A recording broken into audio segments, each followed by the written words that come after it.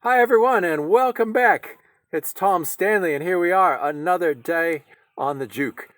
Today is all about getting these front fender wells sorted, so that is going to require some time with the heat gun, working up in there, shaping those fender wells.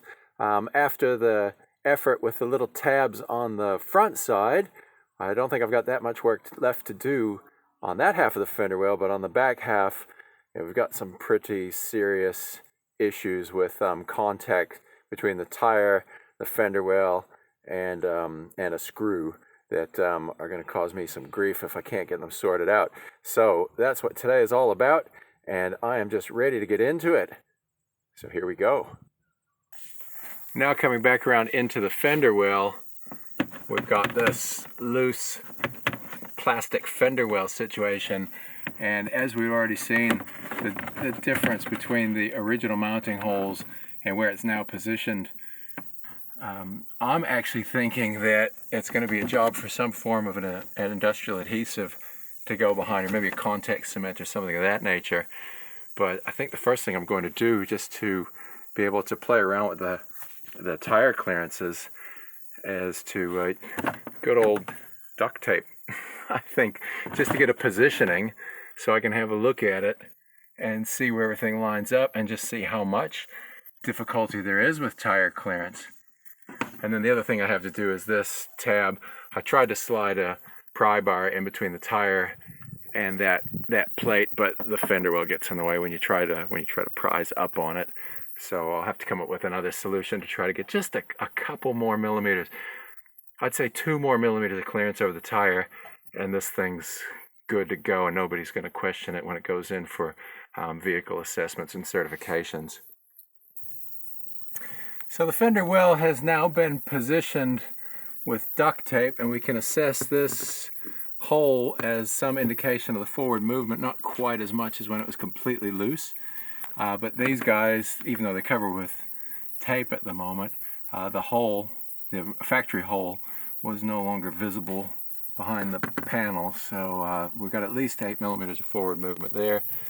Coming down to the bottom, same kind of setup, securing things down here. Now, if we look underneath, give me a minute, I'm going to flick off the camera, get underneath, and then we've got something else to look at under here.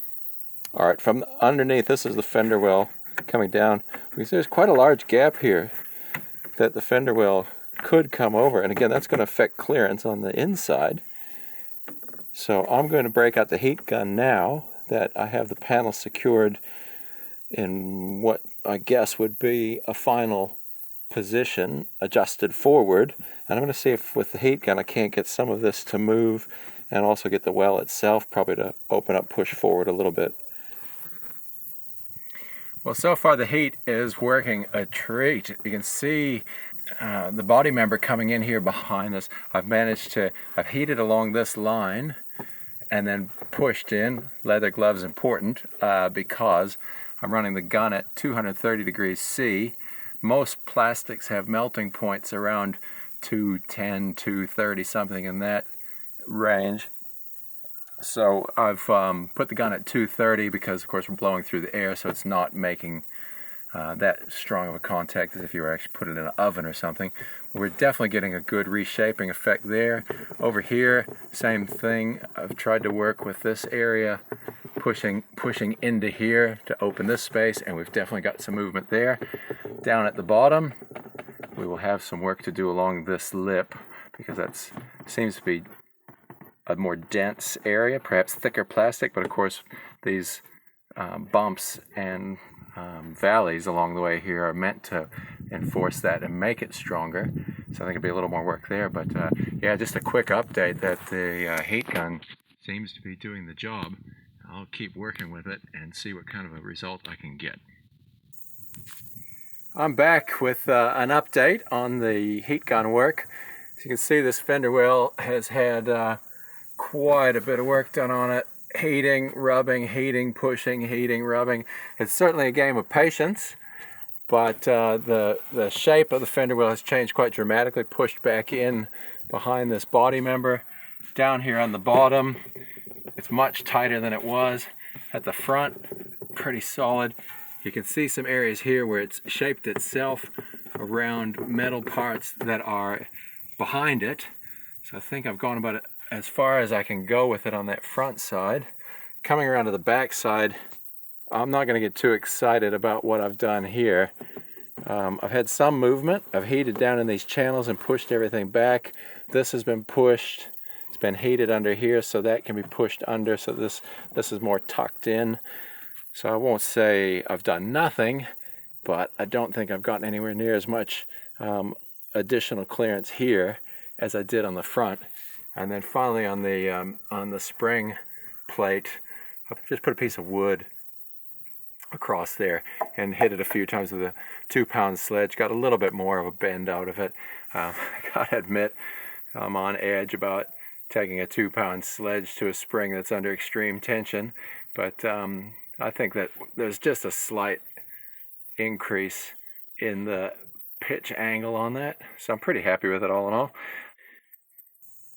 Okay, so we're in on the driver's side under the fender well. You can see the different layout on this panel. There's nowhere near as much area to secure to the body as on the other side, and right back in behind here you've got the drive shaft pulley, so there's some working componentry behind it. I was able to heat and bend this panel back. It seems to have had a bit of memory. It's come back again, but between taping these up here, taping down here, and this clamp, I was able to get into this area, do quite a bit of heating and push that in, and then work my way around this bottom area. Same thing, heating and pushing. There is the wash bottle for, the water bottle for the windshield wipers is back in behind there, so there's not a lot of room to move on that side. And then over here, very similar to on the passenger side, just heating and pushing and trying to reshape this where it was scraping. Here you can see the outline of some metal work or something that's in behind there. And once more on this spring plate, I've come in here with a piece of wood and a 2-pound sledge, just banging around, give it just a little bit more tip. So I think that leaves me in a position now where it's time to put the tires back on and see if what I've done has achieved what I set out to do. Here we go. So we've got everything back together now and have had the Juke up a pretty serious 4-wheel drive track. We've got a couple rubbing spots. If you look in on the back side, you can see the shiny spots on the fender well, so those are still not clear enough. And then coming around to the front, there's a spot in here as well, just small, but nonetheless, there it is. So there's a bit of rubbing there. I've got an assistant inside the vehicle who's going to start it just now and turn the tire for us. And we'll see where it impacts. It's just right, not quite there, but a little bit. All right, now he's going to come back to the left. So you can see where it comes across. Light impact there. Now as we get, I come back to this side, as he keeps coming around, you'll see the problem here. That's a solid impact, and it actually pushes the fender well. And again, all the way in there, same thing. Come back, please. There we go. You can see it pushing through. It's not huge. Maybe I can get the heat gun on it and do a little bit more and get lucky, but I'm not so certain about this back side. That's a pretty serious interference there, but we'll see what we can do. A bit more work with the heat gun and we might just have it. Okay, well, that was a pretty long day, getting under there and experimenting and getting some results with that heat gun.